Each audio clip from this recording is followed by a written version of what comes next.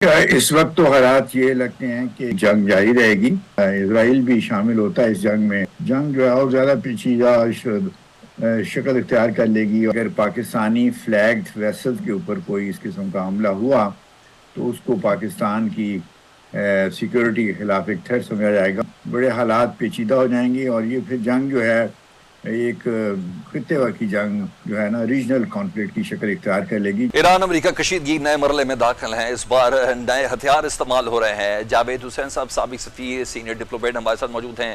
کوشش کرتے ہیں ان سے کچھ سوالوں کے جواب لے سکیں. جاوید حسین صاحب 12 روز سے ہم ایک سوال ریپیٹ کر رہے ہیں اور کوشش کر رہے ہیں کہ کوئی ایک عمدہ سا ایک جواب ہمیں ضرور مل جائے تاکہ تھوڑا سا کنونسنگ ہو.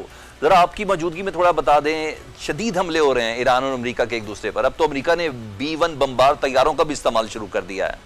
صدر ٹرمپ سویلین انفراسٹرکچر پر حملے کی دھمکی دے رہے ہیں.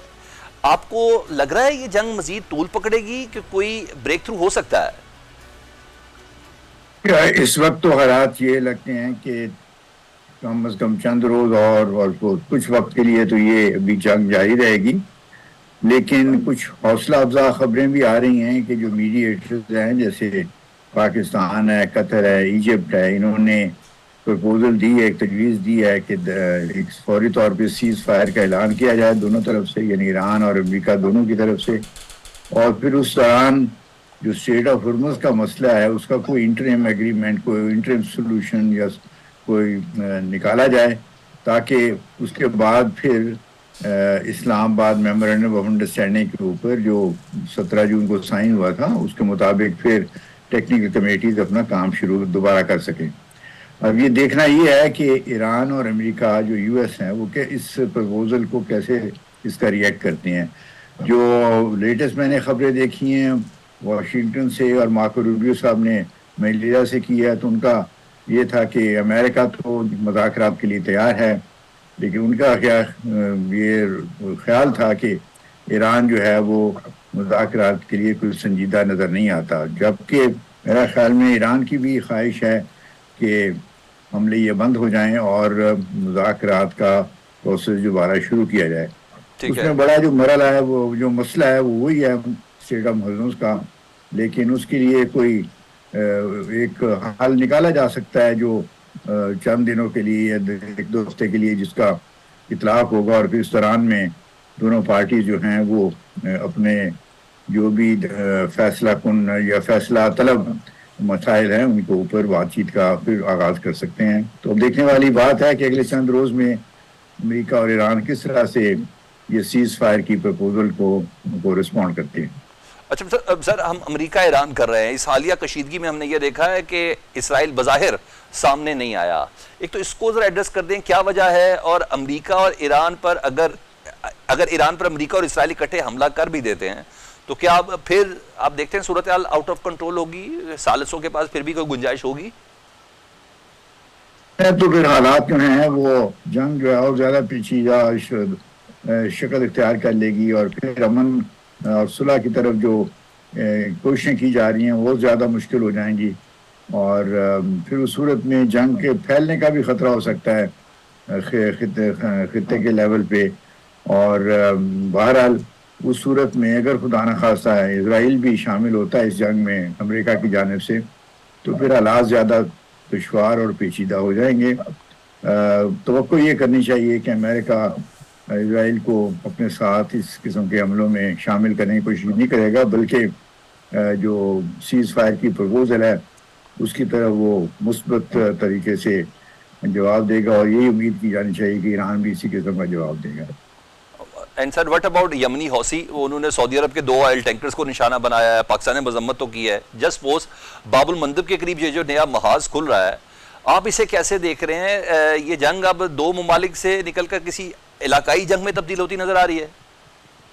یہ بدقسمتی سے حالات کچھ ایسے ہی رخ اختیار کر رہے ہیں اور پاکستان نے اس میں بڑی واضح ایک پوزیشن لے لی ہے. جو کل پاکستان نے ایک آفیشیل سٹیٹمنٹ ایشو کی ہے جس میں انہوں نے حوثیوں کے جو حملے ہیں سعودی عربیہ کے خلاف ان کو کنڈیم کیا ہے، اور ساتھ ہی ساتھ یہ بھی کہا ہے کہ اگر پاکستانی فلیگڈ ویسل کے اوپر کوئی اس قسم کا حملہ ہوا تو اس کو پاکستان کی سیکورٹی کے خلاف ایک تھریٹ سمجھا جائے گا، اور پاکستان پھر UN چارٹر کے مطابق اپنے سیلف ڈیفنس میں اپنا فورس استعمال کرنے کے بھی یعنی اس کو جائز ہوگا اس کے لیے، اور وہ فورس استعمال پھر کر سکتا ہے۔ اب توقع یہ کرنی چاہیے کہ یہ جو مسئلہ ہے حوثیز کے اوپر جو ہے اس کا خاطر خاصر ہو، اور وہ اس جنگ میں اور نہ کود پڑیں، کہ اگر انہوں نے اپنی کو جو ہے یہ اس قسم کے اقدامات جو ہیں کہ ویسل کے اوپر اٹیک کرنا جو باب المندب میں ہیں، اگر انہوں نے خدا نخواستہ جاری رکھے تو پھر اس صورت میں بڑے حالات پیچیدہ ہو جائیں گے، اور یہ پھر جنگ جو ہے ایک خطے کی جنگ جو ہے نا ریجنل کانفلکٹ کی شکل اختیار کر لے گی، جو پاکستان کی خواہش نہیں ہے اور دوسرے خطے کے ممالک کی خواہش بھی نہیں ہے، اور میرا خیال میں ایران کی بھی یہ خواہش نہیں ہونی چاہیے۔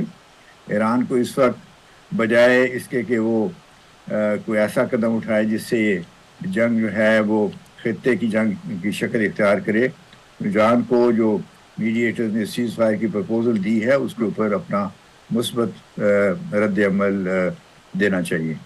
اور سر ایک اور اسی مشرق وسطیٰ کی صورتحال پہ ایک اور آسپیکٹ ہے، امریکہ اور سعودی عرب کا نیوکلیر معاہدہ۔ نیتن یاہو خاموش ہے لیکن اسرائیل کے اندر سے آوازیں اٹھ رہی ہیں۔ اسرائیلی اپوزیشن نے معاہدے کو اسرائیل کے لیے ایک اسٹریٹجک تباہی قرار دیا ہے۔ یہ دباؤ کیونکہ اب سے تھوڑی دیر پہلے ٹرمپ صاحب کی بھی سٹیٹمنٹ آئی ہے کہ وہ اس نیوکلیر معاہدے کو ابراہیم اکارڈ کے ساتھ نتھی کرنا چاہتے ہیں۔ جی بالکل، میں نے دیکھی ہے وہ خبر کہ جو ایگریمنٹ جو کل سائن ہوا ہے امریکن جو سیکٹری انرجی کے ان کی جانب سے، اور سعودی عربیہ کے جو ان کے کاؤنٹر پارٹ ہیں انہوں نے کل سائن کیا، اور آج ٹرمپ صاحب نے ایک اپنی جو ایکس اسٹیٹمنٹ ہے ایکس فورم کے اوپر اسٹیٹمنٹ میں یہ کہا ہے کہ یہ معاہدہ تبھی اس کو یعنی عملی شکل دی جا سکے گی اگر سعودی عربیہ جو ہے وہ ابراہیم اکارڈز کو جوائن کر لے، جبکہ ہمیں پتہ ہے، آپ کو بھی پتہ ہوگا کہ سعودی عربیہ کی جو اسٹینڈرڈ پوزیشن ہے، جو ریکگنائز پوزیشن ہے، وہ یہ ہے کہ اسرائیل اگر اور دوسری انٹرنیشنل کمیونٹی ایسے اقدامات دیتی ہے کہ پیلسٹائن ایک independent and secure Palestine state مارد وجود میں آ سکے، تو اس صورت میں ہی وہ جو ہے وہ ابراہیم اکارڈ کا حصہ بننے کے لیے تیار ہوں گے۔ تو میرا نہیں خیال کہ سعودی عربیہ اس نیوکلیر ڈیل کی خاطر اس بہت بڑے ایک جو پوزیشن ان کی اہم پوزیشن ہے فلسطین کے ایشو کے اوپر اس کو تبدیل کرے گی، اور اس لیے یہ معاملہ جو ہے نیوکلیر جو ہے ڈیل ہے یہ کوئی امیجیٹلی تو امپلیمنٹ نہیں ہونا، اور ابھی یہ میرا خیال میں ہوگا یہ کہ سعودی عربیہ اور امریکہ جو کے درمیان اس کے اوپر ڈپلومیٹک ایکسچینجز ہوں گی، جس میں سعودی عربیہ یہی پوزیشن لے گا کہ وہ ابراہیم اکارڈ جو ہے وہ اس کا حصہ اس وقت تک نہیں بن سکتے جب تک ایک سیکیور اور انڈیپینڈنٹ فلسطین ریاست کا قیام نہیں آتا۔ بہت شکریہ جاوید حسین صاحب، سابق سفیر ہم سے بات کر رہے تھے۔